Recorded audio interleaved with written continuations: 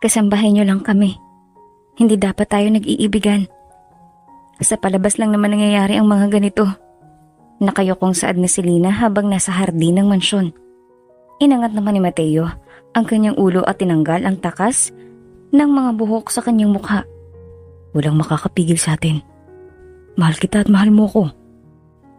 Kung imposible itong mangyari sa totoong buhay, pues, ako, tayong sisira nun. Determinado naman na saad ni Mateo. Dahil sa maalab na pag-iibigan, ay wala nang nagawang pagtutol pa ang mga Ledesma at mga magulang ni Selena. 24 na taong gulang sila nang magpakasal. Sa unang mga buwan ay naging maayos ang lahat. Tila kambal na dikit si Mateo at Selena dahil hindi mapaghiwalay. Magkasama sa lahat ng bagay at mga desisyon. Ngunit nabago ang lahat ng naging kapansin-pansin ang pagtaba ni Selena. Malaki ang itinaas ng kanyang timbang. Sa totoo lamang, sa loob lamang ng 5 buwan ay lumobo na ang katawan nito. Hindi iyon nagustuhan ni Mateo, kaya sinubukan ni Selena ang mag-ehersisyo, mag-diet at iba pa. Ngunit walang epekto ang mga ito. Tila rin naapektuhan ang kanyang buhok at numipis ang mga ito. Nagbago simula niyon ang pakikitungo ni Mateo. Naging malamig ang trato nito at parang hindi na siya mahal. Madalas na itong sumigaw at nagwawala sa kanilang tahanan. Kaya si Selena, tiniis ang mga iyon. Ngunit ang di niya kaya ay ang pambababae ni Mateo na dinadala nito pati sa kanilang tahanan. Hoy Selena, ipagluto mo si Laika ng makakain. Bilis! Sigaw ni Mateo at hinawakan pa ang buhok ni Selenang natutulog sa sala dahil sa pagod sa paglilinis. Aray! Mateo, nasasaktan ako! Masasaktan ka talaga kung tamad ka. Wala kang kwentang asawa, tamad ka pa. Sigaw ni Mateo sa mukha ni Selena. Agad namang nalanghap ni Selena ang amoy ng alak kay Mateo. Nakatayo sa gilid nila, si Laika. Hapit ang suot na black na dress. Konting angat na lang ay makikita na ang maselang parte ng katawan nito. Kita na rin ang dibdib nito. Nakakapit ito sa braso ni Mateo at nakangising, nakatingin kay Selena na tila ba nang haasar. Sandali lang ihanda ko ang kwarto. Dito ka muna sa baba. Utusan mo lang si Selena hanggat gusto mo. Saad ni Mateo habang niyayapos ang katawan ni Laika. Tumango naman si Laika at naghalikan pa ang dalawa sa harap ni Selena bago ito tuluyang naghiwalay. Gustong magwala ni Selena ngunit ubos na ang enerhiya niya. Selena, ikaw pala ang asawa ni Mateo. Kaya naman pala pinagpalit ka dahil sa pangit mo. Tignan mo ako. Ako ang hinahabol ng mga lalaki. Wala kang delikadesa. Alam mo kasalang tao pero pumapatol ka pa rin. Maganda ka nga pero bulok naman ang ugali mo. Nasakta naman si Laika, kaya kumuha ito ng malamig na tubig at agad na ibinuhos sa mukha ni Selena. Yan! Malamig na tubig para naman mahimasmasan ka. Asawa ka lang sa papel, pero hindi ka mahal. Sa bagay, sino namang magmamahal sa baboy na katulad mo? Kahit naman ako ang lalaki, hindi ako gaganahang dalhin ka sa kama. Tingnan at pakinggan mo kung paano ko paliligayahin ang asawa mo mamaya.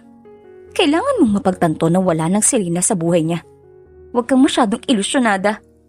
Sigaw pang muli ni Laika at umakyat sa pangalawang palapag ng tahanan na parang kaniya ang bahay na iyon. Napaupo naman si Selena at humagulgol sa iyak. Hindi niya alam na ganito pala ang kahihinatnan ng lahat. Kahapon lang ay masaya pa silang nagsasama ngunit ngayon ay wala na. Naglaho na ang dating pag-ibig na wagas. Lumapit nga si Selena sa kwarto at nadurog siya nang marinig nga ang dalawa. Hindi man lang nirespeto ng mga ito ang kanilang tahanan. Sa pinti ng kwartong iyon ay iniyak ni Selena ang lahat at napagtantong wala na ang pag-asang maisalba ang relasyon na iyon. Lumakad siya palabas. Walang konkretong plano kung saan pupunta. Ang alam niya ay gusto niya na nang mawala sa mundo. Naalala niya ang tulay. Siguro ay dapat na siyang mamamatay sa pagkalunod.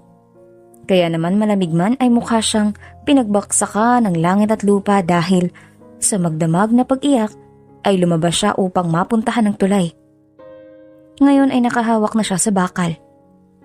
Humihingi siya ng tawad sa kanyang mga magulang dahil ang kanilang unika iha ay gusto nang magpaalam sa mundo.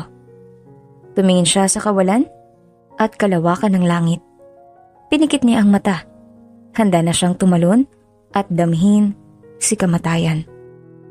Sa dami ng sasakyan na dumadaan, ay isa lang ang nakapansin sa babae. Iyon ay si Dan.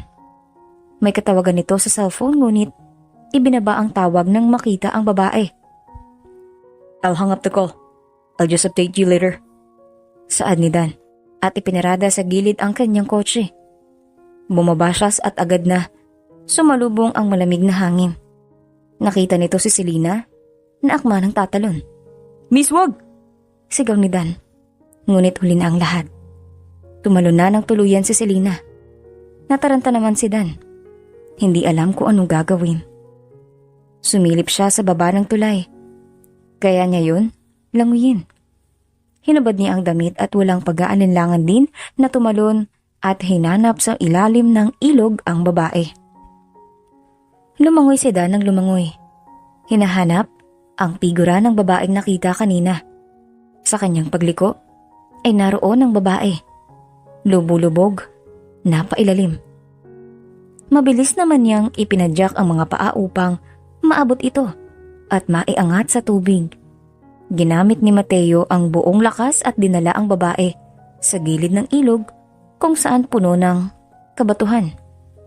Sinakay niya sa kanyang likod ang babae at nagsagawa ng paunang lunas. Bumuga ng tubig sa Selena ngunit hindi pa rin gumigising kaya naman muli niya itong binuhat sa likod at inakyat ang kabatuhan upang muling marating ang tulay. Isinakay niya sa kotse ang dalaga at mabilis na pinaharurot iyon upang madala sa ospital. Good evening, Doc Magdigal. Sinong pasyente? Tanong ng isang nurse kay Dan. Tumalon siya sa ilog. Marami na ata siyang nainom na tubig. Nagtrabaho na ang mga nurse upang ma-recover si Selena. Meron pang tibok ang puso nito ngunit hindi pa rin magkakaroon ng malay. Ilang sandali ay naalis na ang tubig sa katawan nito at umayos na rin ang vitals. Kinabukasan ay nagising na si Selena. Hindi niya alam ang lugar na kinalalagyan. Puro puti kaya naman alam niyang siya ay nasa ospital. Kumirot ang kanyang ulo kaya napahawak siya rito. You're awake. How do you feel? Isang baritonong boses ang pumasok sa kanyang silid. Sino ka? Bakit ako nandito? Bakit hindi pa ako patay? Sunod-sunod na tanong ni Selena dahil hindi niya alam kung masaya ba siyang nabubuhay pa siya o maiinis. Nakita kitang tumalon sa tulay. Miss, hindi solusyon ng pagpapakamatay. Hindi naman matatapos ang problema mo sa pamamagitan dun. Saad ni Dan at sinalat ang noo ni Selena. Umatras naman si Selena sa biglaang paglapit ng lalaki at pagdampi ng kamay nito sa kanyang kamay. Lumapit ang mukha ng lalaki sa kanya. Napalunok si Selena dahil doon niya lang napagtanto na makisig pala ang lalaking kausap. Maganda ang mga mata nito. Nakakalunod. You know, nagtataka ako. Bakit gusto mong magpakamatay? Ang ganda mo. Malusog rin ang katawan mo. At mukhang hindi ka naman naghihirap. Inilayo ni Selena ang mukha. Napakagat siya sa labi dahil naalala na naman niya ang dahilan kung bakit gusto niyang mamatay.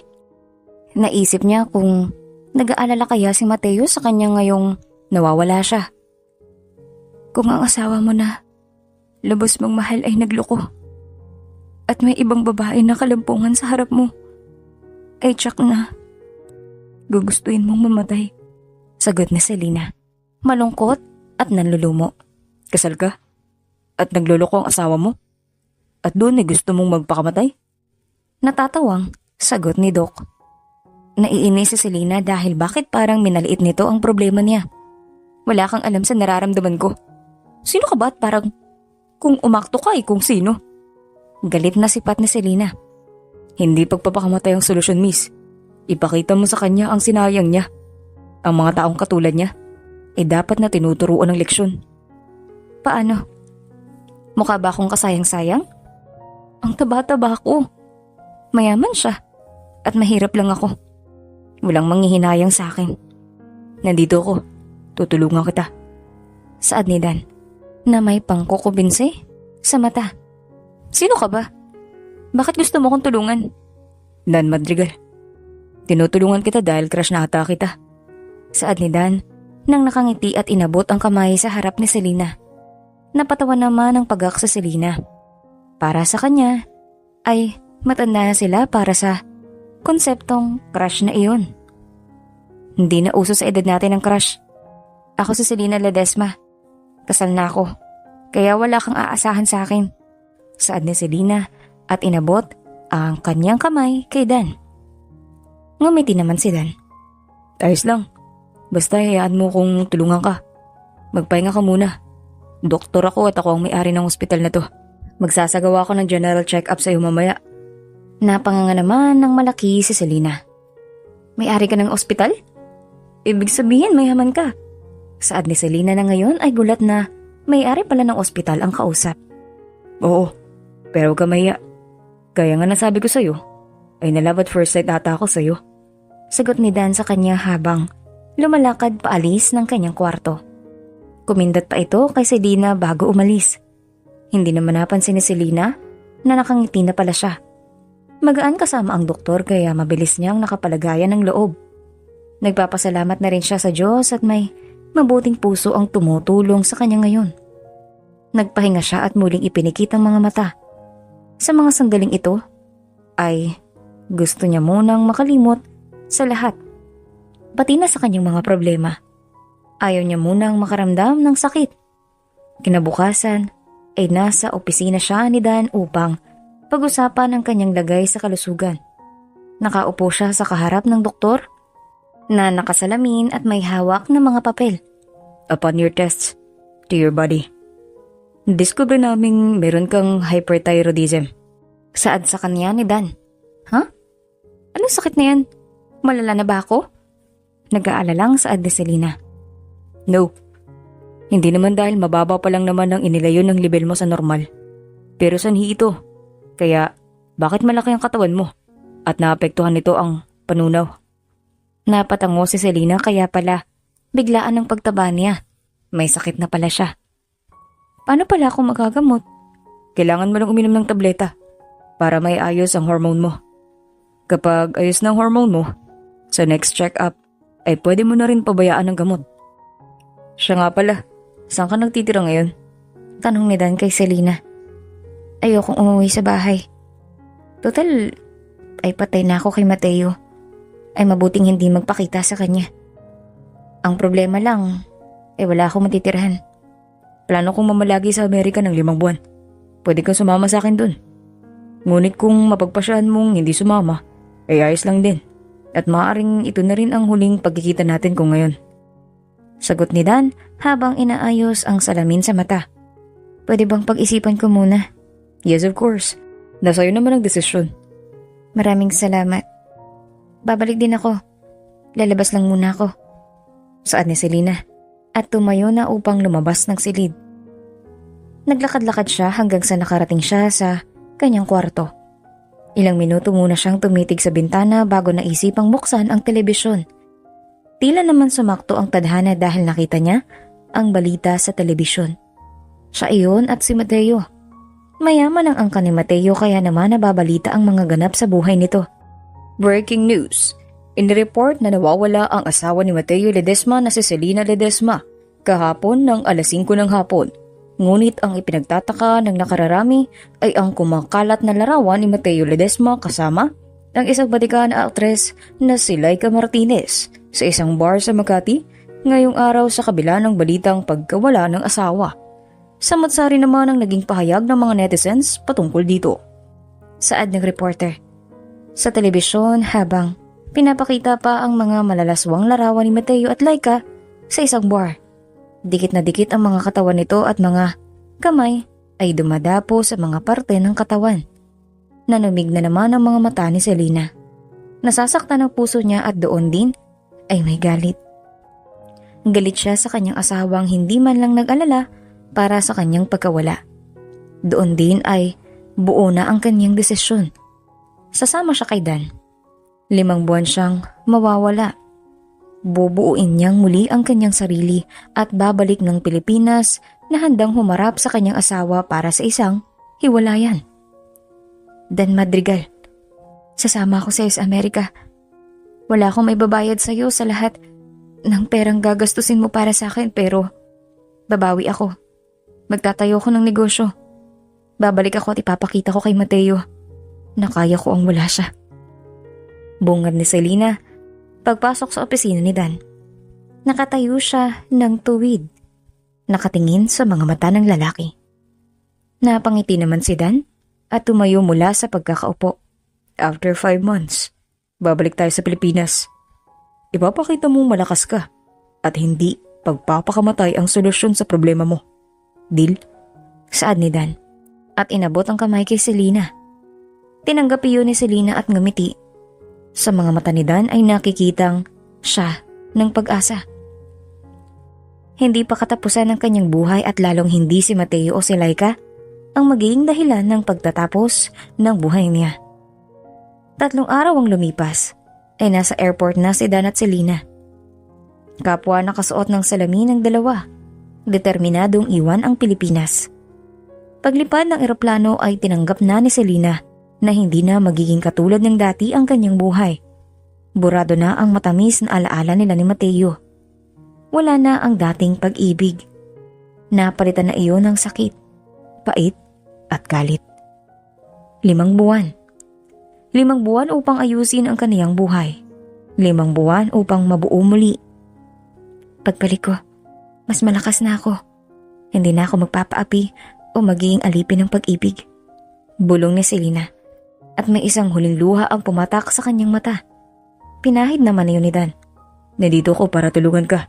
Hindi ka nag-iisa. Saad ni Dan at isinandal ang kanyang balikat sa ulo ni Selena. Ipinikit naman ni Selena ang mata. Bukas ay nasa ibang lugar na siya. At iba na ang buhay na patatakbuhin. Ilang linggo na sila sa Amerika. At doon ay unti-unti nang nagbabago ang buhay ni Selena. Wait, sandali lang. Nakakapagod na ha? Hingal na saad ni Selena habang tumatakbo paikot sa kanilang village sa Amerika. 3 laps ba lang natatakbo natin? 2 linggo na tayo dito sa Amerika. Maganda na rin ang performance mo sa pagtakbo. Kaya sige, magpapahinga tayo. Saad ni Dan pagkatapos tingnan ng kanyang tracker na hawak. Bakit parang hindi ka napapagod? Ang daya ah. Araw-araw ko na kasing ginagawa kahit sa Pilipinas. Kaya na-adapt na ng katawan. 2 linggo pa lang sila sa Amerika. At simula na yun, ay inumpisahan na nila ang pag-eehersisyo. Mabilis mabagod si Selena ngunit sa araw-araw ay mas humahaba ang oras na tatatakbo niya. Ibig sabihin, ay mas lumalakas ang baga niya. Napatingin naman si Dan kay Selena. Dumidikit ang mga buhok ni Selena sa mukha. Naka-cycling shorts ang babae at isang black t-shirt. May katabaan nga ang babae ngunit nanatili pa rin ang hubog ng katawan nito. Alam kong gusto mong pumayat, pero ayos lang naman ang katawan mo. Kung masyado kang nahihirapan at natapapagod, pwede naman wag mo nang ipilit masyado ang sarili. Saad ni Dan at lumapit sa babae upang tanggalin ang mga takas na buhok sa mukha. Hindi ba ako pangit? Pangit ang matataba, di ba? Kaya nga ako pinagpalit noon dahil mataba ako. Saad ni Selena. At parang may napabara sa kanyang lalamunan nang sabihin iyon. Sino nagsabi? Alam mo Selena, kung alam mo lang kung gaano kakaganda, hindi mo iisipin ang mga bagay na yun. Ang tao na nagsasabi niyan, sa'yo, ay taong nanliliit dahil lamang ka. Napapagod na rin naman talaga ako mag-exercise. Pwede time out muna bukas. Pagod na ako masyado. Pakaramdam ko ay binubugbog na ako ng 5 tao. Okay, bukas ay papasyal kita sa malapit sa resort para naman makapagpahinga ka. Talaga? Sige, sama ako ah. Matagal na rin hindi ako nakakalangoy. Malaki ang ngiting sabi ni Selena. Ginulo ni Dan ang buhok ng babae. Gusto niyang nakikita itong masaya.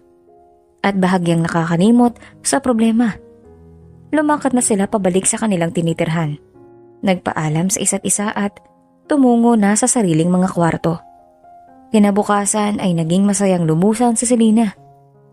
Nakipag-usap siya sa mga tao at kahit pakiramdam niya ay mataba siya ay nagsuot pa rin siya ng isang one piece na dark blue.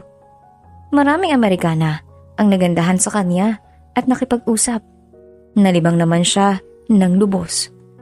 Kumain din sila dan sa resort at tanaw roon ang ganda ng dagat.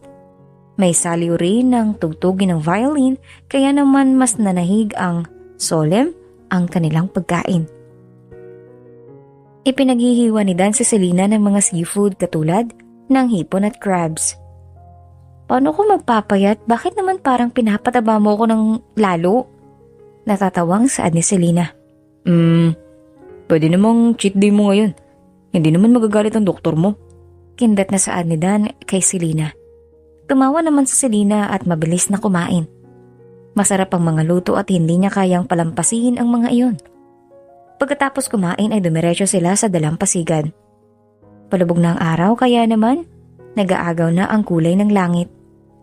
Alam mo Dan, ganitong oras din noong pinano ko magpakamatay. Naisip ko lang na kung wala ka noon ay baka nasa ilalim na ako ng lupa ngayon. Saad ni Selena habang nakaupo sila sa buhanginan. Nagpapasalamat din ako nung nakita kita nung araw na yun. Lumulubog ang araw, Selena. Pero palaging may oras. Merong kinabukasan. Kaya sana ay wag mo nang uulitin ang ginawa mo nun. Nakangiti kay Selena na saad ni Dan. I'm always here for you. Susuportahan kita palagi. Naging espesyal ka sa akin kaya pinangako kong aalagaan kita. Maraming salamat Dan. Hindi ko alam ang isusukli ko sa'yo. Gusto ko maging masaya ka. Yun lang ay sapat ng kabayaran. Saad ni Dan. At niyakap si Selena. Gumanti ng yakap si Selena. Mabuti talagang tunay ang mundo. Sa bawat paglubog ng araw ay lalabas ang kadiliman. Ngunit ang kadiliman ay may buwang magbibigay ng liwanag.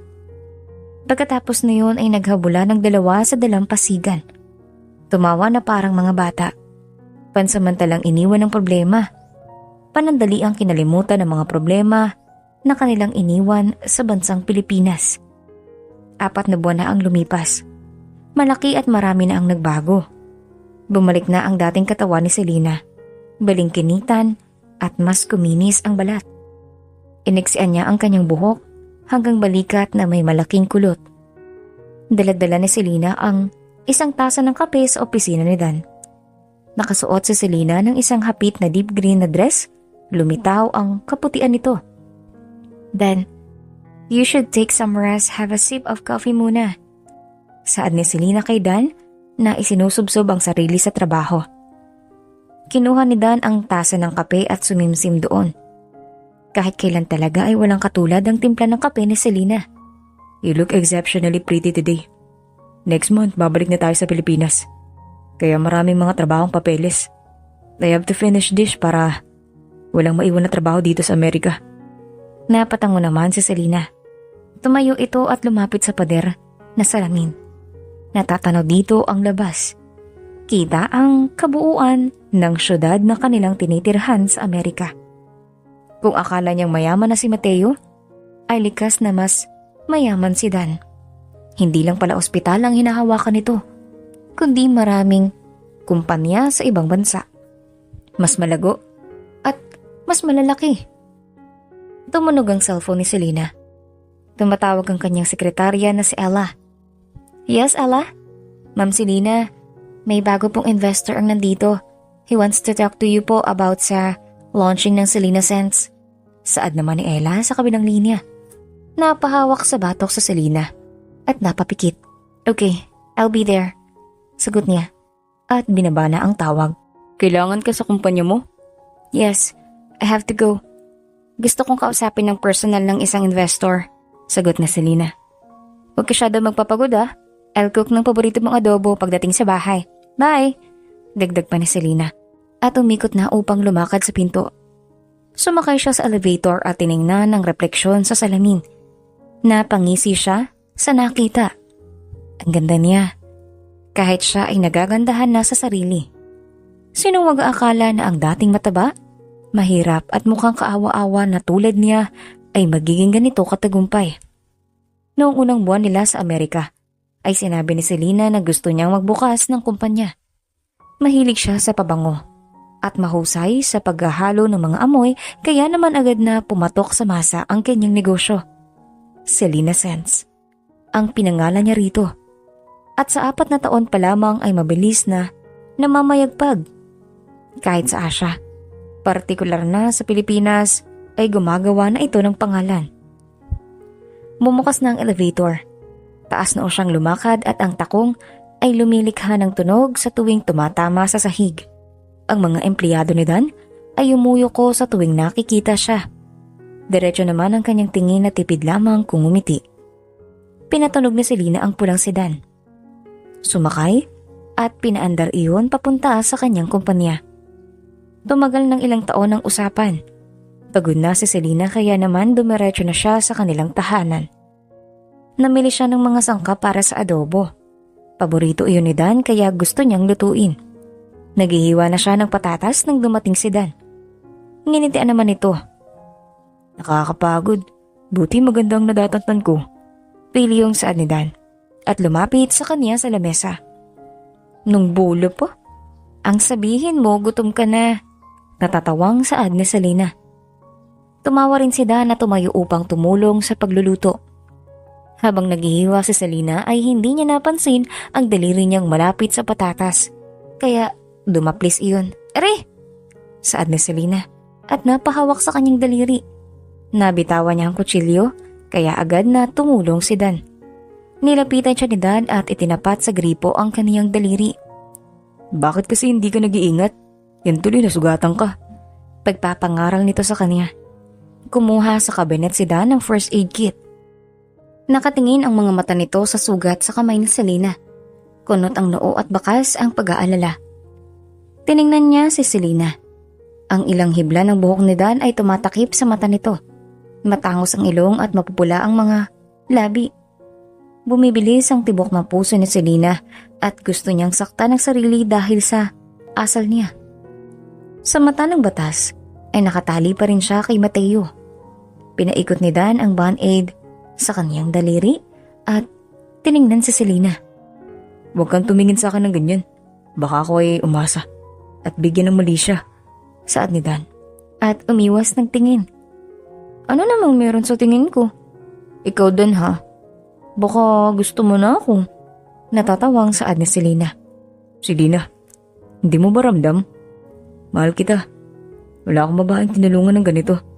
Wala akong pakialam sa lahat nun pero pagdating sa'yo, kaya kong itapon ng lahat. Saad ni Dan. At napahilamos pa sa kaniyang mukha. Gusto mo ko? Akala ko noon ay nagbibiro ka lang at naawa sa akin. Hindi ko alam. Pasensya na. Alam mo rin kasal pa rin ako. Ayos lang, Selena. Hindi naman kailangan ng resiprokasyon ng pagmamahal ko. Masaya na akong makitang masaya ka. Minsan lang ay naisip kong ano kaya kung mahal mo rin ako? Kung hindi ka ba kasal ay may pag-asa rin ako? Nagsusumamo ang tanong ni Dan. Napaiwas ng tingin si Selena, hindi makasagot sa tanong ni Dan. Wala akong may sasagot pero Dan, wala kang aasahan sa akin. May annulment, Selena, at kaya kong paibigin ka. Hayaan mo lang akong mahalin ka. Saad ni Dan at hinawakan ng kamay ni Selena. Ang katotohanan ay may nararamdaman na rin si Selena para kay Dan. Ngunit ayaw niyang mahalin ito habang nakatali pa rin siya kay Mateo. Babalik na tayo sa susunod na linggo. Sana'y handa ka na. Palagi akong nandito para suportahan ka. Salamat, Dan. Hindi ko alam kung saan ako pupulutin ngayon kung wala ka. Saad ni Selena. At niyakap si Dan. Niyakap siya pabalik ni Dan at hinaplos ang kanyang buhok. Para kay Selena ay kaya gawin ni Dan ang lahat. Sumapit na ang araw ng kanilang pagbabalik. Bumaba na sila ng eroplano. Sumalubong agad sa kanila ang init ng Pilipinas. Masaya si Selena na naririnig ang kasariling lengguwahe. Marami ring balikbayan ang sumalubong sa kanilang pamilya. Handa ka na ba? Tanong ni Dan kay Selena. Handa ako sa lahat. Masaya palang magbalik. Kahit na ilang buwan lang akong nawala ay parang ang daming nagbago. Ngumiti si Dan at lumakad na sila. Nakakapagod ang biyahe kaya naman pinili muna nilang matulog pagdating sa bahay ni Dan. Kinagabihan ay gumising na sila at kumain. Gusto ko pumunta sa bar. You know, we need to have fun bago ma-stress. Saad ni Selena habang kumakain sila sa hapag. Okay, hindi naman ako papayag na ikaw lang mag-isang pupunta sa bar. Maisip pa lang ni Dan na may lalaking lalapit o mambabastos kay Selena ay umiinit agad ang ulo niya. You should stop being too protective. Hindi naman kita tatay. Natatawang saad na Selena. It's fine. I can be your daddy. Mapaglarong saad ni Dan kaya naman natawa silang pareho. Naganda na si Selena sa pagpunta sa bar. Nahilig siya sa pagpunta sa mga party noong nasa Amerika.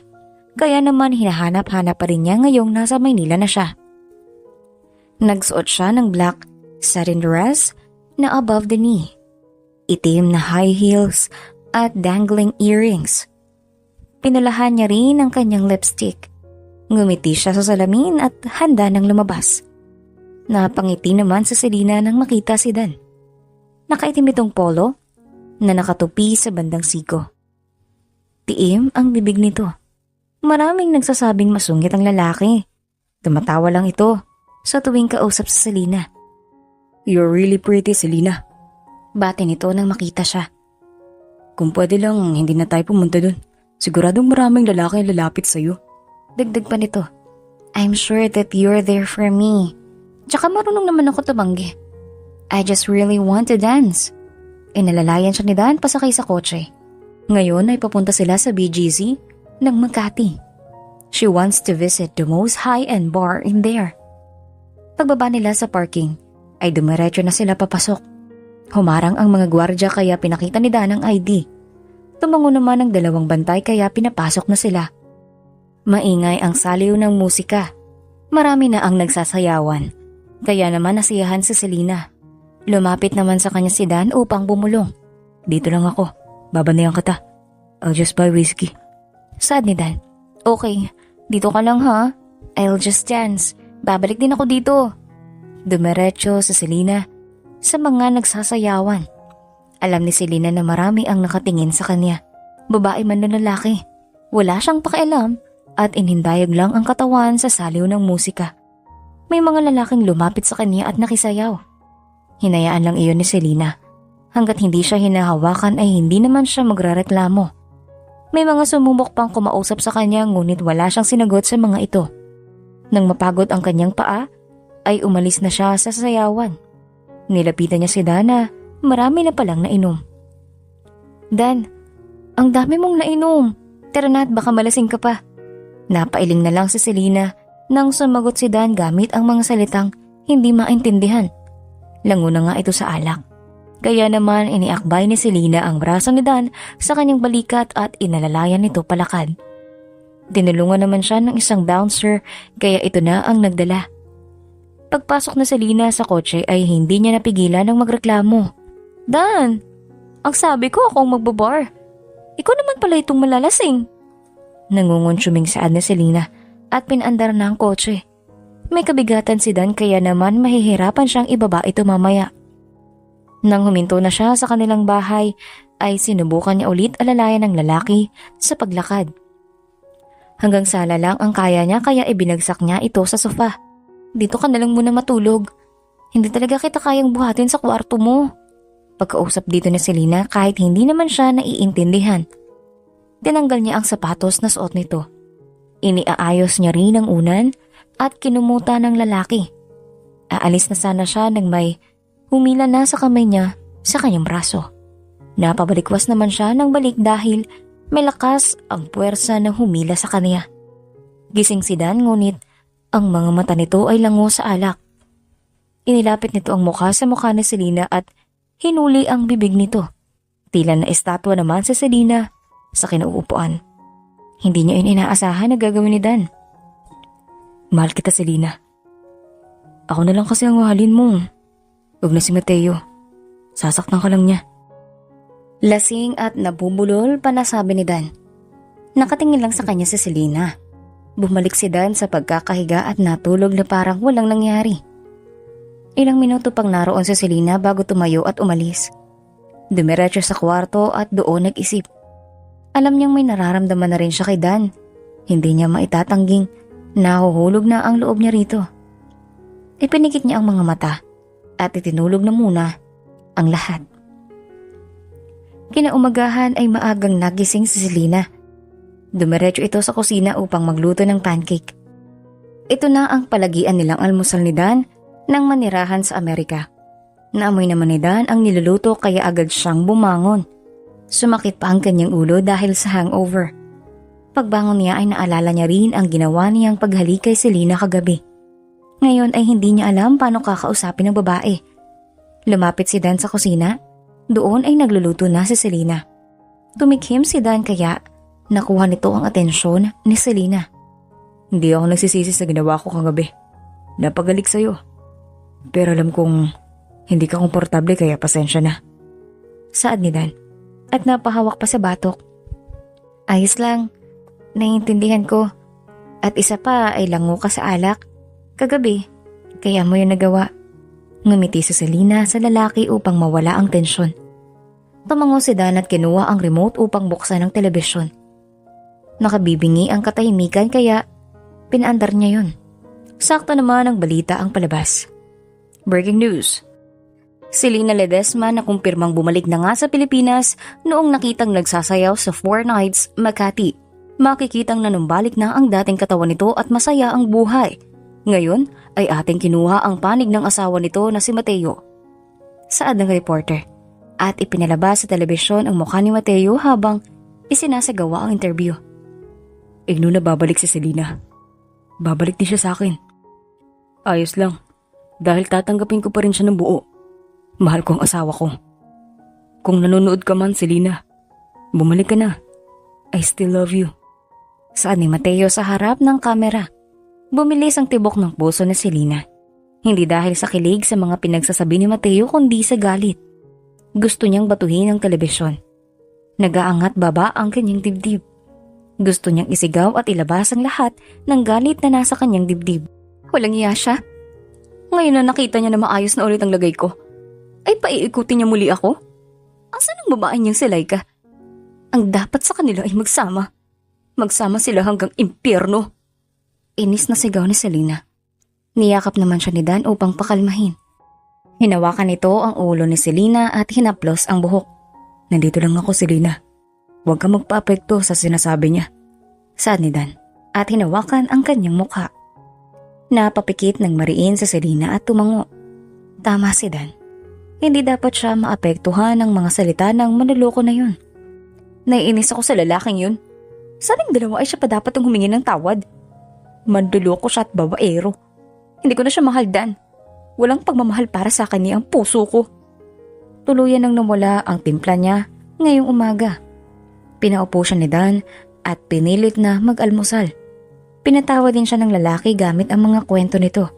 Dahil kay Dan ay nawala naman ang inis niya. Don't stress yourself too much, okay? Dapat ay magpahinga ka muna.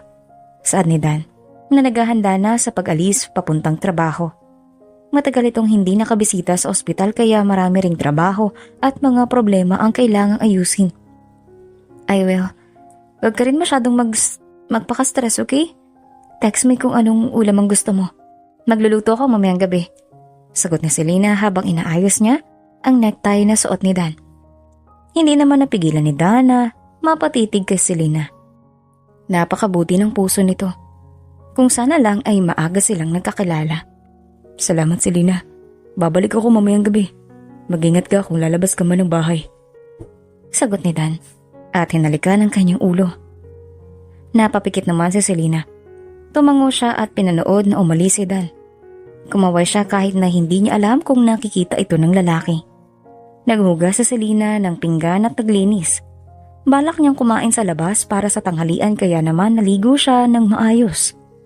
Nagtagal siya sa banyo at kinausap pa ang sekretaryang si Ella para makakuha ng balita patungkol sa kanyang kumpanya. Sa kabutihang palad, ay mataas ang sales ng kanyang mga pabango at maraming mga nagnanais na mag-invest. Napangiti siya dahil malayo na talaga ang narating niya. Nagsuot siya ng yellow dress at inunat ang kulot na buhok. Nagsuot siya ng pumps at isang shoulder bag galing sa isang sikat na brand. Tumapak siya sa labas at pinaharurot ang sasakyan papunta sa isang high-end restaurant. Gusto niya ng Chinese food kaya doon ang punta niya. Pagpasok niya ay marami na ang napatingin sa kanya. Marahil ay may mga nakakakilala sapagkat asawa niya ay isang sikat na negosyante sa bansa. Sa pagpasok niya sa loob ay umupo na siya at umorder. Atentibo naman ang waitress. Takot na mabigo siya at magkamali. Kumain sa Selena at payapa kaya naman nagulat siya nang may umupong babae sa kanyang harapan. Selena. Selena. Totoo nga ang balita, bumalik ka na sa Pilipinas. Saad ng babae sa kanyang harapan. Inangat niya ang kanyang tingin. At ngayon ay nasa harap niya si Laika Martinez, ang kabit ng asawa niya. Tumigil si Selena sa paghihiwa ng karne at pinunasan ng tissue ang bibig. Uminom din siya ng kaunting tubig at kalmadong nginitian ng babae sa harapan. Kamusta, Laika? Namiss mo ba ako? Mukhang takot na takot ka at bumalik ako. Napalanok naman si Laika. Gusto man itong itanggi sa sarili na wala siyang insekuridad kay Selena ay hindi niya mapigilan na mag-inggit sa babae. Maganda ito. Likas na iyon. Itinaas ni Laika ang kilay. Bakit ako matatakot sa'yo? Baliw na baliw sa akin si Mateo. At hindi na siya babalik sa'yo. Tapang-tapangan na saad ni Laika. Napatawa naman si Selena at napailing sa babae. Laika, wala akong balak kay Mateo. Kahit isaksak mo pa siya sa baga mo. Total naman ay bagay lang kayo. Isang ulol at isang amoy basura. Napairap na lang siyang umiiling. Nanggagalaiti naman sa inis si Laika. Naiinis siyang lumalaban na ngayon sa Selena. Hindi na ito katulad ng dati na matabang asawa na umiiyak sa tuwing nagdadala ng babae si Mateo. Basura? Ako ang tinatawag mo na basura? Eh ikaw, yumaman ka lang naman dahil sa negosyo mo. Pero anak ka pa rin ng hampas lupang mayordoma ng mga Ledesma. Kung makaasta ka, ay parang ang taas-taas mo na. Ayaw sanang pumatol na si Selena dahil nasa publikong lugar sila. Ngunit ang pagsambit ng babae sa pangalan ng kanyang ina ay nagpainit sa kanyang buong kalamnan. Anak nga ako ng mayordoma. Pero napalaki ng tama. Eh ikaw, sikat kang artista.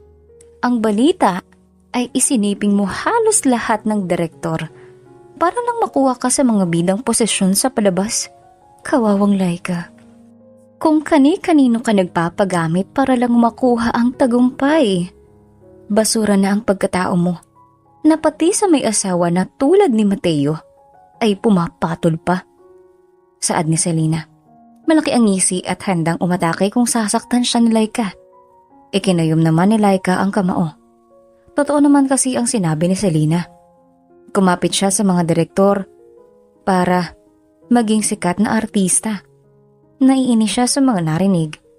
Ang kamaong nakakuyom ay mahigpit na sumusugat na sa kanyang palad.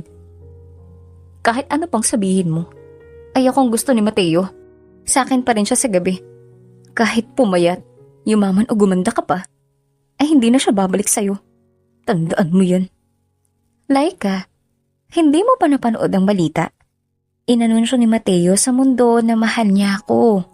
Na ako ang asawa niya. Hindi katulad mo na kabit lang ang label na nakalagay. Laika, ay kabit. Hindi ka ba nahihiya? Isa pa ay na-expire na ata ang ganda mo at galing sa kama. Mukhang wala nang pakialam sa'yo si Mateo. Kawawa ka naman. Saan ka napupulutin yan? Labis na inis si Laika. Kaya akma niya nang sasampalin si Selena. Mabilis si Selena at sinangga iyon. Kinuha niya ang braso sa gilid na may malamig na tubig at ibinuho sa mukha ni Laika. Para naman mahimasmasan ka. Nakakatawang mundo ngayon. Kung sino pang kabit ay siya pang matapang. Nagkamali ka ng kinalaban, Laika. Hindi na ako ang dating Selena. Huling saad ni Selena bago sinuot ang shoulder bag at lumakad paalis na taas ang noo. Narinig niya ang naiinis na sigaw ni Laika. Marami ang nakatingin sa kanila ngayon at sigurado si Selena na nasa balita na ito maya-maya lamang. Naiinis pa rin siya sa naging sagutan nila ni Laika. Makapalang mukha ng babae. Hindi niya alam kung saan ito niyong pinulot. Maganda nga ngunit walang delikadesa. Pinaandar niya ang sasakyan pabalik sa bahay. Handa na ang papel na petisyon niya para sa annulment. Nakapag-usap na rin siya sa abogado. Magiging madali lang ang pagsusunog sa bisa nila ng kasal ni Mateo kung magiging kooperatiba ito. Ipinikit niya ang mata at natulog. Hinayaan niya muna ang mga tawag sa cellphone. Wala siyang sinagot kahit sino man. Tinext lamang niya si Dan na ayos lang siya. Kinagabihan ay dumating na si Dan. Pagod ito galing trabaho. Kumusta ka? Nakita ko sa balitang nangyari sa restaurant kanina. Ayos ka lang ba? Tanong ni Dan. Na't lumapit kay Selena. Tumango sa Selena at ngumiti ng malaki sa lalaki. Ayos lang ako. Huwag ka mag-alala. Ikaw kamusta ang trabaho? Tanong ni Selena habang naghahain sa hapag ng mga pinggan. Hinila ni Dan ang isang upuan na tumupo. Ayos lang din. Madaming trabaho. Saad ni Dan at ngumiti. Siya nga pala. Kailan mo balak na pumunta kay Mateo para sa annulment? Dagdag na tanong nito. Bukas. Hinawin ni Selena ang buhok. Ang balita ko ay nasa Casa Ledesma si Mateo bukas. Magandang pagkakataon yun upang makompronta siya. Pati na rin ang mga magulang niya. Sagot na Selena at uminom siya wine na hawak. Napangiti naman si Dan. Masaya siyang makitang matapang na si Selena. Hindi na ito katulad noon at tila kaawa-awa at inaapi. Bukas ay hahatid kita sa Casa Ledesma. Nandun lang ako sa labas at maghihintay sa'yo. Tumango sa Selena. Salamat Dan. Malaki ang utang na loob ko sa'yo. Hindi mo alam kung gaano ko nagpapasalamat at nakilala kita. Pagkatapos nito, ano nang plano mo? Natahimik sa Selena. Hindi niya rin alam ang dapat na gawin. Ano nga ba ang sunod na hakbang? Siguro ay magpo-focus muna ako sa Selena Sense. Ayoko namang sumugal na naman sa pag-ibig ngayong kagagaling ko lang sa annulment. Tipid ng ngiti na sagot na Selena. Tumango si Dan. Lubos na naiintindihan ng dalaga. Tama ka naman. Pero kapag ba may nanligaw, papayag ka? Kung gusto ko, bakit naman hindi? Makahulugang sagot na Selena.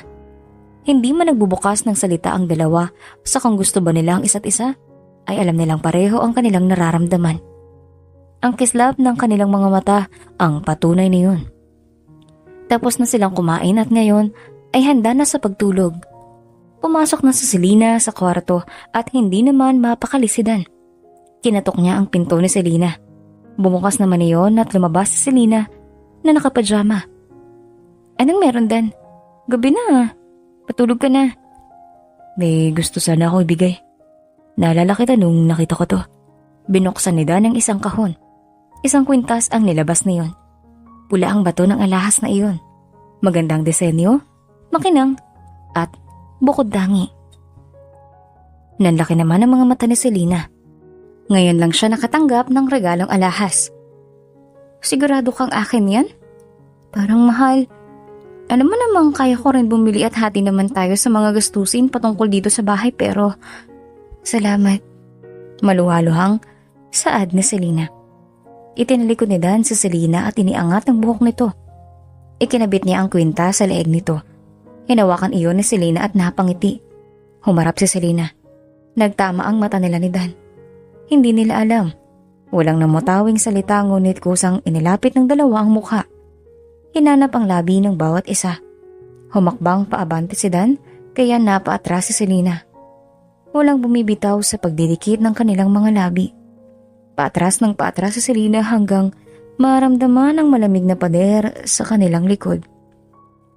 Wala na ang inhibisyon. Ang lohikal at rasyonal na pag-iisip ay tuluyang nilipad. Malalim ang nagiging halikan. Bumitaw si Selena, hinabol ang hininga ngunit ilang sandali lang ay muling hinalikan ni Dan. Tila naman nahimasmasan si Selena. Kasal siya at ang ginagawa niya ay kasalanan. Tinulak niya ng mahina sa dibdib si Dan. Napakagat ng labi si Selena. Nakanganga naman ang kaunti si Dan. Hinahabol ang hininga. Hindi tama to, Dan. Kasal pa rin ako sa batas. Wala na akong pagmamahal kay Mateo pero hindi tamang gawin ko to. Hindi makatingin sa mata na sabi ni Selena. Hindi mo naman mahal si Mateo, hindi ba? Sa batas na lang ang kasal niyo. Pero sa puso mo ay burado na siya. Naiintindihan ko naman na malito pero hindi ko lang mapigilan. Mahal kita, Selena. Mahal kita higit pa sa inakala mo. Sinserong sagot ni Dan. Gusto niyang malaman ni Selena na kung gaano niya ito kamahal. Nakarapat dapat itong sumaya at makaramdam ng lubos na pag-ibig. Hindi napigilan ni Selena ang maluha. Alam ko naman yun, Dan. Hindi ko na nga lang mabilang ang lahat ng pagtulong at pag-aalalay mo sa akin sa tuwing hindi ko alam kung saan ako patungo. At tama ka. Wala na akong pagmamahal kay Mateo. At aaminin ko ring sa loob ng 4 na buwan ay may espesyal na akong nararamdaman sa'yo. Natatakot akong araw-araw ay lumago ito. Mas lumalalim. Patuloy na saad na Selena habang umaagos ang luha. Ngunit hindi pwede. Kasal ako. At kahit ano pang gawin natin, pagbaliktarin man ang mundo, ay hindi tama ito. Hayaan mo munang mawala ang bisa ng kasal namin. Sana sa panahong iyon ay handa ka pa rin tanggapin ako. Hayaan kang mahalin ng tama. Pinunasan ni Dan ang luha sa pisngi ni Selena. Ayos lang, Selena. Maghihintay ako sa'yo. Naghihintay ako hanggang meron lang tayo. Sasamahan kita sa lahat ng iyong gagawin. At sa gayon ay hayaan mo rin sana kung mahalin ka sa mga panahong yun. Niyakap ni Dan sa Selena. Niyakap ito pabalik na babae. Tamang pag-ibig sa maling panahon. Bakit ba palagi nalang hindi umaakma ang tadhana sa buhay ni Selena? Napapatanong siya sa mundo kung bakit parang ang hirap na itong ibigay ang tamang pag-ibig sa kanya. Palaging may kulang o di naman kaya ay hadlang. Sa gabing iyon, ay magkatabi silang natulog. Walang nangyari. Di na malamang nila ang init ng isa't isa at doon ay nakaramdam na ng kasiyahan at kontento. Hinahaplos ni Dan ang buhok na Selena at sa gabing iyon ay payapa ang lahat sa kanilang dalawa. Kinabukasan ay maaga ang pagising ni Selena. Pupunta siya sa Casa Ledesma, ang mansyon ng kanyang asawa kasama ang mga magulang nito. Ang balita niya ay lumipat muli doon si Mateo noong nawala siya. Tuluyan nang inabandona ni Mateo ang tahanan nila na minsan nilang binuuhan ng masayang alaala. Ibinabad ni Selena ang sarili sa bathtub. Napapangiti siya sa kanyang buhay. Kapag anal na sila ni Mateo ay tuluyan ng maayos ang kanyang buhay. Pinili niya suotin ang wine red dress na lagpas tuhod. Eleganteng tingnan ngunit malakas ang dating. Kinulot ang buhok at nilagyan ng kaunting kolorete ang mukha. Hindi niya rin kinalimutan dalhin ang envelope kung saan naglalaman ng mga impormasyon ng annulment nila ni Mateo. Lumakad siya pababa. Mataas ang heels na suot. Nandoon na si Dan at hinihintay siya. Pinagbuksan siya ng pinto ng kotse. Iminuestra pa nito ang kamay sa kanya. Malaki ang ngiti ni Dan. Naging payapa ang kaniyang biyahe. Walang kaba na nararamdaman si Selena. Ang pamilya ni Mateo ang dapat kabahan sa kanya. Bumaba siya sa kotse. Walang nagbago sa Casa Ledesma. Ganon pa rin ang disenyo at pintura ng malaking gate. Lumakad siya at nakita si Mang Lando, ang guard, sa mansyong ito. Ano pong kailangan niyo? Tanong ng gwardya. Selena Ledesma, asawa ni Mateo Ledesma. Hindi mo ba ako naalala? Ako ang dati mong amo. Eh mali pala. Amo mo pa rin ako. Nakataas ang kilay ni Selena. Tumitig ng mabuti ang gwardya. Ma'am, kayo po yan? Ang tagal niyo pong nawala. Maligayang saad ni Mang Lando nang makilala ang dating amo. Ngumiti si Selena at tuluyang pumasok. Kakaiba ang pakiramdam ang muling pumasok sa mansyon na to. Mang Lando, nasan po sila Mateo? Nandun po ma'am, nag-almusal ata sila. Kompleto po silang pamilya ngayon. Mas lalong napangiti si Selena. Mabuting lahat sila ay nandito. Mas gusto ni Selena na marinig lahat ng ito ang kanyang hinaing. Tumango si Selena kay Mang Lando at dumiretso ng lumakad sa mahabang daan papunta sa pintuan ng mansyon. Tumunog ang takong niya nang tumapak ang paa sa marmol na sahig. Kabisado niya pa rin ang kabuuan ng bahay. Tinitigan pa siya ng isang kasambahay na nagwawalis at nanlaki ang mata nang makilala siya. Lumakad na siya sa loob. Naririnig niya ang tunog ng kubyertos mula sa malayo. Dire-diretso ang lakad niya sa loob. Malaki ang kanyang ngisi. Taas ang noo habang naglalakad. Unang nakakita sa kanya ay si Don Juanito, ang ama ni Mateo. Ano ginagawa mo rito? Gulat na tanong nito. At nagpakita siya sa hapag. Malakas naman na hinila ni Selena ang upuan. Bawal bang pumunta ang asawa ng anak niyo dito? Tanong niya at umupo. Idinikwatro ang mga paa. Napatingin siya sa gawin ni Mateo na nakaparte ang mga bibig. Marahil ay nagulat sa kanyang pagdating. Selena, ang laki ng pinagbago mo. Ang ganda mo na. Hindi na malaki ang katawan mo. Gulat na saad nito. Napairap naman ang mata sa Selena. Wala pa rin pinagbago ang asawa. Ulol pa rin sa katawan ng babae. Mateo, minahal mo ba talaga ako o ang katawan ko? Hindi ko alam na ang pinakasalan ko pala ay parang aso. Papatan basta may butas. Napapailing na saad ni Selena at nandidiri kay Mateo. Mag-ingat ka sa pinagsasabi mo, Selena. Wala kang karapatan magsalita ng ganyan. Mariin na saad ni Doña Esme, ang nanay ni Mateo. Asawa ko ng anak ninyo. At ang anak ninyo ang may kasalanan kung bakit nasira ang relasyon namin. Hindi nyo ata napalaki ng tama. Anong karapatan mo magsalita ng ganyan? Kami ang bumuhay sa'yo at ang pamilya namin. Kung hindi namin tinanggap ang nanay mo nung maging mayordoma, ay baka sa lansangan kayo pulutin. Hindi na napigilan ni Doña Esme ang sumigaw. Bakit ba palagi niyong dinadamay si nanay? Labas siya rito at lalong wala kaming utang na loob dahil maayos ang serbisyo ni nanay at may kapalit ang lahat ng bayad niyo. Kung makapagsalita kayo ay parang libre niyong binigay ang pera. Gigil na saad ni Selena. Tama na yan, iha. Baka pwedeng pag-usapan ng kasal niyo ni Mateo. Balita ko ay kaibigan mo pala si Dan Madrigal. Baka naman pwede kang humingi ng tulong sa kanya. Medyo tumatagilid na ang aming kumpanya. Maamong saad ni Don Juanito. Napatawa ng pagak sa Selena. Walang nagbago.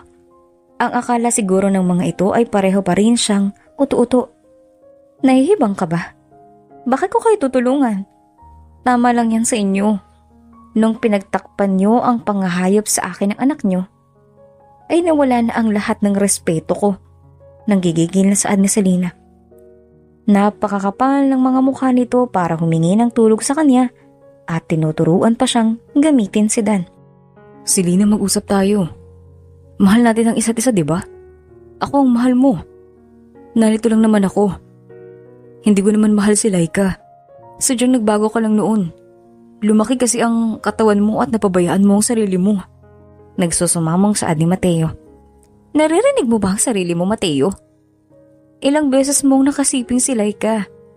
Hindi ko mabilang kung ilang beses mo siyang dinala sa bahay natin. Para lang mabastos ako. Hayop kayo. Masahal pa kayo sa nabubulok na amoy.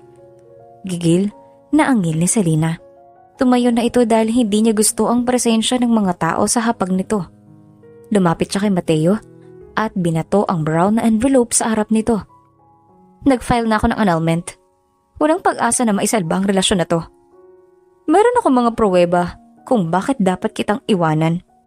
Inaasahan ko ang kooperasyon mo. Nanghina naman si Mateo. Hindi niya inasahan na aabot sa ganito ang lahat. Nagkamali siya kaya naman lumuhod siya sa harap ni Selena. Hinawakan niya ang dalawang kamay nito at niyuko ang ulo. Nanginginig pa ang balikat nito sa kaiiyak. Tinitigan lang siya ni Selena habang nakaluhod. Gustong-gusto niya ito itulak ngunit hindi niya ginawa. Selena, hindi ba't mahal natin ang isa't isa? Huwag mo kong iwan. Nagkamali ako. Hindi ko mahal si Laika. Alam mong ikaw ang mahal ko. Selena, itatapon mo na lang ba ang lahat? Simula ng mga bata tayo ay mahal na natin ang isa't isa. Tayong dalawa hanggang dulo, di ba? Kaya, bakit ganito? Anong annulment? Hindi ako papayag. Humahagulgol na saad ni Mateo. Sana naisip mo yan nung mga panahon na dinadala mo si Laika at isinisiping mo sa sarili nating silid. Hindi mo ako mahal, Mateo. Katawan ko ang gusto mo. Gusto mo ako dahil maganda ako at itatapon mo sa tuwing pumapangit o nagbabago. Napakababaw ng pagmamahal mo, Mateo. Hindi ko matanggap na nagpakasal ako sa tulad mo. Nagsisisi ako. Hindi mo alam kung gaano ako sinaktan noon. Ginusto ko bang kitilin ang buhay ko? Mapansin mo lang ako. Mahabang saad ni Selena. Tinanggal ang pagkakahawak ni Mateo sa kanyang kamay at tumayo ng tuwid. Tiningnan niya si Don Juanito at Doña Esme. Maraming salamat po at kahit paano ay naging parte kayo ng buhay. Mapait man ang hatid nito. Sana ito na ang huli nating pagkikita. Pagkatapos ng annulment, ay huwag nating gambalain ng isa't isa. Tumalikod si Selena at lumakad ng paalis. Sa wakas ay nabunot na ang tinig sa kanyang lalamunan. Nasabi niya na ang lahat ng hinanaing. Ngayon ay tuluyan na siyang makakausad sa buhay. Paglabas niya sa gate ay nandoon si Dan. Naghihintay at agad na niyakap siya. Hinalikan ni Dan ang noo ni Selena. Ayos na, Dan. Malaki ang ngiti ni Selena. Congratulations sa magusto kumain. Kahit saan. Basta sa alam mo na masarap. Pinaandar ni Dan ang sasakyan at doon ay pinag-usapan nila ang nangyari habang kumakain. Masaya si Dan dahil sa wakas ay tuluyan ng nakabawi si Selena. Lumipas ang mga araw at buwan. Wala nang nagawa pa si Mateo kundi ang sumang-ayon sa annulment. Matigas na ang puso sa kanya ni Selena. Wala nang kahit na katiting na pagmamahal. Pumayat si Mateo at nalango sa alak. Tuluyan na ring bumagsak ang kumpanya nito at nagbawas na ng tauhan si Don Juanito. Nag-aaway na rin si Doña Esme at Don Juanito sa kung paano maisasalba ang kumpanya. Dagdag pa ang problema, ang anak na ngayon ay lulong na sa alak. Si Laika naman ay bumagsak ang career sa pag-aartista. Ang dating hinahangaan ng lahat ay hinuhusgahan na sa internet, maging sa personal. Kumalat ang balibalitang isinisiping nito ang mga direktor upang makuha bilang karakter sa mga palabas. Nalaman din na kabit pala ito ng isang congressman kaya naman pinaulan na nito ng batikos. Sa Selena naman ay patuloy ang paglago ng kumpanya. Nakarating na sa Asia ang Selena Scents at ngayon ay marami na ang nagbibigay ng pansin doon. Marami na rin ang gustong kumausap sa kanya upang mapalago pa ang negosyo at makipagtrabaho. Ngayon ay nandito sila sa isang Ferris wheel. Kasama si Dan at Selena. Pagkatapos ng magulong trabaho, ay namasyal muna sila sa isang amusement park. Nalaman ni Dan na hindi pa nakakarating doon ang dalaga kaya naman naisip niya na dalhin ito doon. Ang ganda ng langit, no? Isang taon na simula nang magkakilala tayo. Napakabilis nga naman talaga ng panahon. Parang noon lang ay nagpakilala pa lang tayo sa ospital. Nakangiting saad ni Selena. Napatingin naman si Dan sa mukha ni Selena. May kakaiba na iyong kislap. Hindi na katulad ng dati. Ang Selena ngayon ay puno ng buhay. Isang taon na rin pala kitang crush. Pero hanggang ngayon, wala pa rin akong pag-usad. Kunyari pang humawak sa dibdib si Dan at umaktong nasasaktan. Tumawa naman ng malakas si Selena. Crush? Pangbata masyado. Magbebenta sa na ako. Hindi na yan aplikable sa edad natin. Hinawakan siya ni Dan sa mukha at hinawi ang mga buhok na nagkalat. Pero kahit anuman, basta kasama kita ay ayos lang. Kahit kaibigan lang. Kahit crush lang. Hinawakan naman ni Selena ang kamay nito. Nakangiti at tinango ang ulo. Ilang buwan pa ang lumipas bago tuluyang nailabas ang resulta. Wala nagbisa ang kasal nila ni Mateo. Hindi na siya nakatali doon. Malaya na siya sa batas na kinakukulungan ng mahabang panahon. Ngayong gabi ay nagdidiwang sila ni Dan. Nandito sila sa isang hotel dahil ginabi sa isang business meeting. Bumuhos sa Selena ang wine at binigay iyon kay Dan na nakatingin sa labas tanaw ang kalakhan ng Manila. Congrats! Sa wakas ay pwede na kitang matawag na Mrs. Saad ni Dan. Ipinagtama nila ang kanilang wine glass. Salamat. Salamat at maaalis ko na ang apelyido nito sa pangalan ko. Nakangiti si Selena at masayang-masaya ang puso niya. Di pwede na pala ako manligaw? Humarap naman si Selena at itinaas ang kilay. Ligaw? Masyado ng pambata. Nakangising saad ni Selena. Bakit? Ano bang pangmatanda? May panghahamon sa tanong nito. Ito, saad ni Selena at hinila ang necktie ni Dan pababa upang maabot niya ang ulo nito. Agad niyang inilapit ang kanyang muka at hinanap ang labi nito. Mapusok ang paghalik ni Selena. Sinisiid ang labi ni Dan. Hinawakan niya pa ito sa batok at mas diniin na ng paghalik. Tila naman naupo si Dan. Tinulak niya ng bahagya sa sofa si Selena. Kinulong niya ang babae sa kanyang dalawang bisig. Ang tuhod ni Dan ay tumatama sa maselang parte ni Selena kaya naman napaungol ang babae. Nawala na sila sa wisyo. Naglalakbay na ang kamay ni Dan sa katawan nito habang hinahanap-hanap ni Selena ang mga butones upang tanggalin na yun.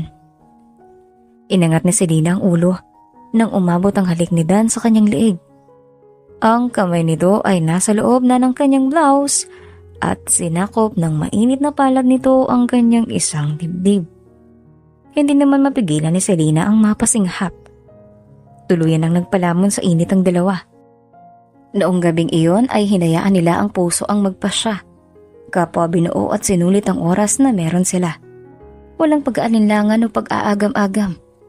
Tuluyang nabura sa isipan ni Selena ang pagdadalawang isip. Hindi na siya kasal. Tapos na ang relasyon nila na meron sila ni Mateo. Paglipas ng mga taon ay mas tumatag pa ang relasyon ni Selena at Dan. Mas naging matibay at malakas. Mas nag-aalab ang pagmamahal sa bawat nagdaan na araw.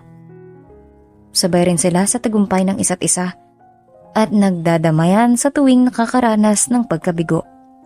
Isang araw, malapit na ang pagsapit ng gabi. Nag-aagaw na ang kulay sa langit. Magandang tanawin sa mga ganitong oras. Dan, saan tayo pupunta? Pamilyar ako sa lugar na to. Dito tayo unang nagkita, hindi ba? Dito ang mga panahong gusto mong kitilin ang buhay mo. Inihinto ni Dan ang kotse. Malinis naman ang ilog sa lugar na yon. Malawak ang kalsada at marami ang dumaraan. Nagmamabilis ang mga kotse at sasakyan.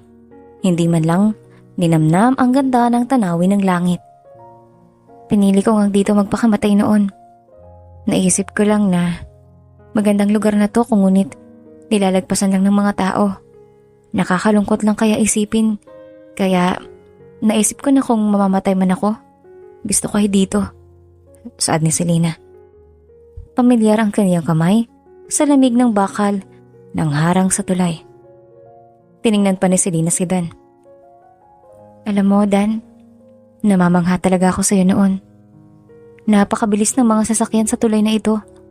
Pero ikaw, ng mga panahong yon, ang tanging tao ang nakapansin sa akin. Hindi ko rin naman alam bakit. Ngunit ng mga panahong yun, ay napatingin ako sa gawin mo. May kung anong idinidikta ang puso ko. At napakalaki ng pasasalamat kong nakita kita ng mga panahong yun. Lumapit sa Selena at niyakap si Dan. Napupuno ang puso niya ng pagmamahal para sa lalaki. Sa kung paano siya nito tinatanggap ng buo. Walang pag-aalinlangan na iibigin siya. Maraming salamat, Dan, sa pagligtas sa akin. Sa pagsama sa akin nun sa mga panahong hindi ko alam kung saan ako patungo. Mga panahong nalilito pa ako. Wala ka namang dapat ipagpasalamat, Selena. Lahat yun ay ginawa ko ng bukal sa loob. At kung sakali man na babalik tayo sa umpisa, gagawin ko pa rin ng tulad ng dati. Hindi ako mag-aalinlangan tumalon sa tulay na to para hawakan ang kamay mo. Muli ay sasagapin ka sa tubig. Pagkatapos na yon ay kumala si Dan sa yakap. May binunot ito sa kanyang bulsa. Isang kahon. Lumuhod na rin siya sa harap ni Selena. Binuksan ang kahon at tumambad kay Selena ang isang singsing. Simple ngunit elegante, makinang at bukod tangi. Tila naman natigil ang mundo ni Selena. Hindi niya inaasahan ang lahat. Hindi niya alam na sa lugar na ito iyon gagawin ni Dan. Selena, sana'y hindi ka magdamdam. Kung dito ay piniling hingi ng kamay mo para sa isang kasal. Para sa akin kasi, special ang lugar na to. Dito tayo una nagkita.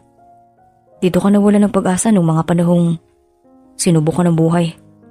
Gusto ko sanang palitan ng mapait na alaala na yun ng isang maganda. Bilang simbolo na lahat ng sakit ay may katapusan at may naghihintay sa ating ligaya. Nakangiting saad ni Dan. Nangungusap ang mga mata.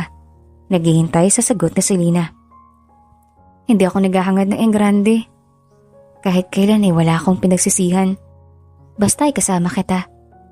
Hindi mo alam kung gaano ako kasaya na dito mo pinili gawin ang bagay na ito. Hindi ko alam anong mabuting nagawa ko upang ibigay ang buhay sa isang tulad mo sa akin. Mahal kita, Dan. Kaya naman oo. Pakakasalang kita. Nakangiti si Selena na iniabot ang kanyang kamay. Nagdiwang naman ang puso ni Dan. Kinakabahan siya sa umpisa dahil naisip niyang baka tumanggi si Selena at hindi pa handa. Handa naman siyang respetuhin ang lahat ng desisyon nito. Kaya naman ngayong napasagot siya, ito ng oo, ay hindi niya na napigilan ng mapaluha. Inilagay niya ang singsing sa daliri ni Selena. Napakaganda niyon tingnan sa babae. Tama nga siya. Ang singsing na iyon ay ginawa para lamang kay Selena. Napatawa sila nang marinig ang sunod-sunod na busina ng mga sasakyan. Marahil ay nakita ang proposal na kanyang ginawa. May mga nagbukas pa ng bintana ng sasakyan at pumapalakpak. Yumuko naman ang dalawa at napatawa. Hindi nila alam na marami palang tao ang makakasaksi sa kanilang pag-iibigan. Niyakap ni Dan si Selena at binuhat ito at inikot-ikot. Tawa naman ng tawa si Selena. Wala na siyang pakialam sa iniisip ng mga nakakakita. Mahal niya si Dan at sa tuwing tayo ay nagmamahal ay may porsyon sa atin ng pagiging rasyonal ay nawawala. Nagtagal pa sila sa tulay hanggang sa magabi at dumilim. Pagbalik sa bahay ay nagluto si Selena at nag-bake ng cake upang magkaroon ng maliit na selebrasyon dahil ganap na silang engaged. Nagtulungan ang dalawa sa pagluto at madalas na naghaharutan. Napuno ng kanilang tawa ang kusina, mga kalat ng harina at iba pang sangkap sa pagluluto. Pagkatapos na yon ay masaya silang kumain at nanood ng telebisyon. Lahat ng simpleng bagay ay nagiging espesyal kay Selena sa tuwing kasama niya si Dan. Bagay na hindi niya naramdaman kay Mateo. Marahil nga ay mura pa ang kanyang puso. Noon at bata pa ang isip upang basta-basta na lamang tumalon sa isang kasal. Sa tuwing naiisip ni Selena si Mateo ay wala na siyang nararamdaman. Hiling na lang niya na sana ay maayos ang lagay nito sapagkat nalaman ni Selena na ang pagbubuo ng galit sa puso ay walang patutunguhan. Nagkalat sa dyaryo ang pangalan ni Mateo. Patong-patong ang kaso ng dati niyang asawa. Madami pala itong niloko at inutangang tao noong pabagsak na ang lahat na hawak na kumpanya nila. Balita niya rin ay umalis na ang mga magulang nito sa Casa Ledesma dahil ginamit ang mansyon bilang pambayad sa utang. Payapa na ang puso ni Selena ngayong nalalapit na ang kanyang kasal. Naging maasikaso sila ni Dan patungkol dito. Gusto nilang dalawa na maging memorable ang araw na iyon dahil minsan lang sa kanilang buhay. Ano palang motive natin? Tanong ni Selena. Ikaw ang mag-push kung anong gusto mo. Napansin ko lang na mahilig ka sa mga pula. Ganun ba? Ang galing at napansin mo. Bata pa lang ako, gusto ko ng pula. Sa motif ng kasal ko. Sa'yo ko pala matutupad yun. Siyempre, bata pa lang ay itinadhana na tayo ng Diyos. Ikaw at ako ay may nakatali na sa atin. Hindi lang natin alam. Sige, wine red na lang. Gustong gusto ko talaga ang kulay na yun. Basta gusto mo. Di yun ang masusunod. Nilapit ni Dan ang mukha kay Selena at mabilis na dinampi ang labi sa labi nito. Lalayo sana si Dan ngunit kinabig naman ni Selena ang batok ni Dan upang palalimin ang halik. 3 buwan ang lumipas at sumapit na ang araw ng kasal. Lahat ay enggrande at pati na rin ay may ilang mga pinaunlakang media upang ibalita ang kanilang kasal. Naging mainit itong usapan dahil si Dan Madrigal, ang isang binata na nagmamay-ari ng maraming kumpanya, ay ikakasal na kay Selena, isang babaeng annulled at mayroon na ring lumalagong negosyo. Ilan ay bumabatikos at ang ilan naman ay sumusuporta sa kanilang relasyon. Hindi naman na yun pinansin pa ni Selena. Sa lahat naman ng bagay ay may masasabi ang mga tao. Kaya naman pinili niyang wag pakinggan ang mga opinyon nito dahil napipigilan lang nito ang pagnanais niyang piliin ng mga bagay na kanyang gustong gawin. Lumalakad na siya sa buhanginan. Naroon si Dan, naghihintay sa kanya. Pinili nila ang isang beach wedding dahil pareho nilang gusto ang lugar na iyon. Gusto nilang maging saksi ang dagat, araw at langit sa kasal nilang dalawa. Kasama nila ang mga kaibigang nakilala pati na rin ang mga dating kaibigan, mga katrabaho at iba pang mga kakilala na sumasaksi sa kanilang pagmamahalan. Nagsagawa ng mga seremonyas at sa dulo ay inanunsyo na silang kasal. Hindi maintindihan ni Dan ang nararamdaman. Ngayon ay habang buhay niya nang makakapiling si Selena. Ang babaeng bumubuo sa kanyang buhay. Nangako siyang kahit kailan ay hindi iiwan ng babae at palagi siyang mamamalagi sa tabi nito. Pagkatapos ng kasal na ito, ay nanatili pa sila sa isla sa Palawan kung saan nila piniling ikasal. Bumili na rin si Dan ng lupa roon at pinatayuan ng bahay upang kung maisipan man nilang doon ay tumira o di kaya ay magbakasyon. Magkatabi sila sa buhanginan, magkahawak ang kamay. Dan, naisip mo na bang gusto mo nang magkaanak? Tanong ni Selena habang nakatingin sa dagat. Oo naman, basta at ikaw ang nanay. Kung hindi sa'yo, wag na lang. Napangiti naman si Selena. May kinuha siya sa kanyang bulsa at pinakita kay Dan. Tila naman umikot ang paningin ni Dan. Hawak ang pregnancy test na may 2 guhit. Buntis ka? Magkakanak na tayo? Nauutal pang saad ni Dan. Malaki ang ngiti ni Selena at sunod-sunod na tumango. Hindi naman alam ni Dan ang gagawin. Puno ng kasiyahan ang kanyang puso kaya niyakap niya na lamang si Selena at bumulong rito. Mahal kita, Selena, at ang magiging anak natin. Pangakong magiging mabuti akong tatay. Mahigpit din ang naging yakap ni Selena. Mahal din kita, Dan. Mamahalin ka rin ang anak natin at sigurado kong magiging mabuting ama ka. Sa hapong iyon, sa paglubog ng araw, ay kapwa kontento ang puso ng dalawa. Marami mang naging pagsubok sa buhay bago nakuha ang lubos na kasiyahan ay malaki naman ang naging ganti nito sa kanila. Sana'y sa buhay ay huwag tayong mapagod na magmahal at sumubok muli. Natural lang masaktan, mapagod at madapa, ngunit huwag natin kalimutan na may pag-asa. Mayroong bukas at tulad ni Selena at Dan na piniling maging pag-asa ng isa't isa at lubos na mahalin ang bawat parte ng taong iniibig.